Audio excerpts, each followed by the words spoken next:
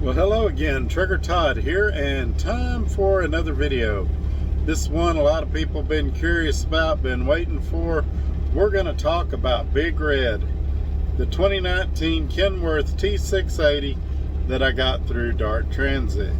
I'm going to tell you what I like, what I don't like, things like that. A couple of months ago I kind of did a walk around, kind of showed you the inside. That's not what this video is. I've had the truck a little over 100 days, and we're just gonna see how I like it and go from there. So y'all hang with me, here we go. And this is why I do this, why I'm out here, why I keep that hammer down. Flying by these road signs with home on my mind, with these wheels turning round. For my family and for my kids, for this life I wanna live. And this is why I do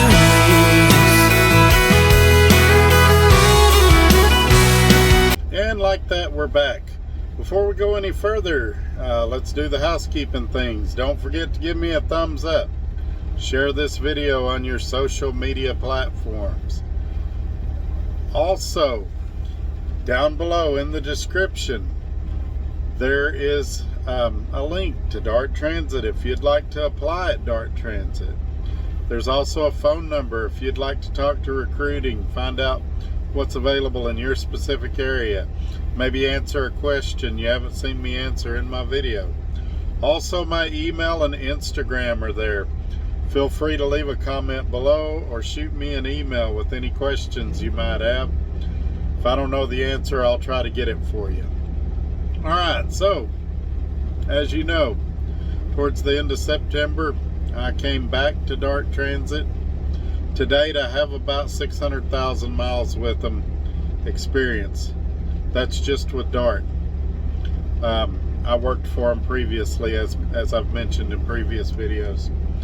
So, the truck I picked out, we call it Big Red. It's a 2019 Kenworth T680, as I mentioned earlier. It does have the PACCAR engine, and it's got a 12-speed automatic. I believe it's 455 horsepower, and the engine itself has been great. It's got 264 rear end, so it's what we used to call in the old days a flat truck, a flatline or a flatland truck. It doesn't pull hills great. Most of the new trucks don't. But a lot of the time, and I mean a lot of the time, I'm between 8 and 9 miles a gallon. Mechanically, it's been great. As you know, on my first trip out with Dart, the fifth wheel acted up. I had to get the fifth wheel replaced. Dart took care of all of that since it was my first trip. They treated me great. They worked with me. You know, I've talked about how much I like the maintenance department here and how easy they are to work with and deal with. You know, I've talked about highway sales, and I've had a great experience with them, but I don't want to make this video about that. Friday's video will be the 100-day review of Dart, and while it will be mostly positive, there is going to be some negative in there. Truck runs it ran 65 when I got it. They've turned it up to 67. Their policy here is that if you don't have any issues, and then after I think it's 90 days, they turn it up to 2 miles an hour. And then when you have 380,000 miles of no issues, and they mean no issues, they'll turn it up the rest of the way. Honestly, I think the policy's a little stupid. I'm not going to harp on it too much today. I think it should be an incremental climb, because at 380,000 miles, I'll be just 4 or 5 months away from having the truck paid off anyway. Then I can turn it up to whatever I want to. As you know, that's going to require a little bit of luck as well. These DOT, when they pull you in these scales, it just depends who you get. If they want to find something wrong, they will. And the speed of your truck is directly tied to your luck with DOT officers over 3 years. Now, obviously, there is some skill involved there, and taking care of your equipment, having a clean, presentable truck, having your paperwork in order. Those things definitely help. But if you get a DOT officer that's just had a bad day, you could have a great truck and still have an issue. I actually had a DOT one time that I caught him messing with my brakes on my trailer, loosening them, and so they'd be out of spec. And so it happens, but I don't want to harp on that either today. That's not what this video is about. As far as reliability, as I said, with the exception of that fifth wheel, this truck has been great. No issues at all. The only money I've spent on it is for one oil change, and so no problems there. Comfort, there's a lot of storage in here. There's a lot of cabinets and things like that. The bed is huge, the largest I've ever had in any truck. My wife and I are able to lay flat on our backs, side to side in the bed. And as you know, if you've drove a truck before, that's rare. Usually one person has to sleep on their side. And as you can see in this video, I'm not skinny and petite like she is. So, what else? Like I said, if I've noticed that there's some rattling that's beginning. It appears to be the plastic around the steering column. It's probably something as simple as a screw is vibrated loose or something like that. I'm going to have to track that down pretty quick. And also the windshield whistles if the wind hits you at a right angle. And again, these are not DOT violations. They are just minor irritations that you notice when you drive a truck 11 hours a day. So the truck, when I got it, it had some nicks and scratches and dings. Dart's policy now, it didn't used to be this way, is they don't fix cosmetic, they only fix mechanical. So scratches, dents, dings, if they're on the truck you select, then that's the way it is. But anyway, that's pretty much it for the truck. I don't know a lot more I can say about it. If you have any specific questions, I'll be happy to answer them for you. I've got it pretty comfortable now. I put my 24-inch Vizio TV in here. I've got the Xbox in here. And I'm wanting to get the factory refrigerator with the freezer. I know they're expensive, but I've been looking into that as well.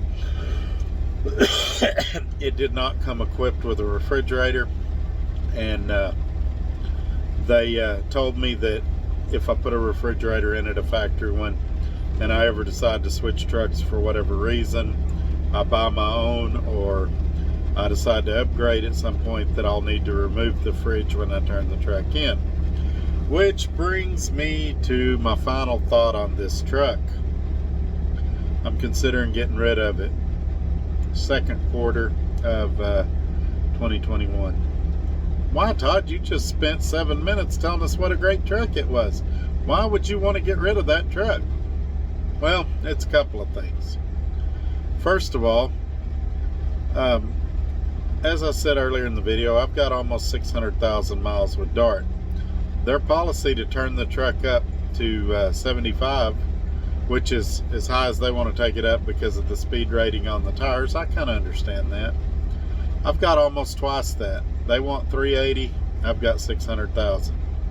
They don't want to count my past experience. I kind of understand why, I kind of don't. And that's kind of minor. Like I've said in the previous video, the one I did right before this, I'd like to do 70, 72 sometimes in certain states. But these beepers and buzzers and safety stuff, I'd like to have a truck that doesn't have those things equipped on it. Now, one thing this truck does have that makes it hard to walk away is a warranty, and a good one. And so I hate to get rid of it and go to something where I might have a different warranty or no warranty at all. But that's something. Also, if Dart and I were to ever go crossways, I'd like to have something I could move to another company easily. And so those are just a couple of things. I really don't like the safety devices on this truck, and I'm not real happy about the speed setting either. Like I said, I can sort of see their side of it. Now, why might I keep this truck? originally I was a little upset with them. I said, nope, I told them second quarter I'm buying a truck. But then I got to thinking, I've got this 2019 Kenworth T680. It currently has 261,000 miles on it, and my payments are $2,100 a month with no money down. So I don't know if I can beat that deal buying one outright from somewhere else. An alternative to buying my own truck in second quarter is just have some money set aside, and if things ever went south, I could just go out and buy one at that time. Also, if I got tired of this one, or if this one turned into a lemon at some point, it'd be easy to transition out. So I don't know what I'm gonna do. I know you guys hate lease purchase. I've defended it in previous videos. I'm not gonna do it again in this video. But for now, I'm gonna go ahead and wrap this one up. Y'all have a great day. Make sure you're subscribed, because Friday we're gonna do the Dart review, and it's one you're not gonna wanna miss.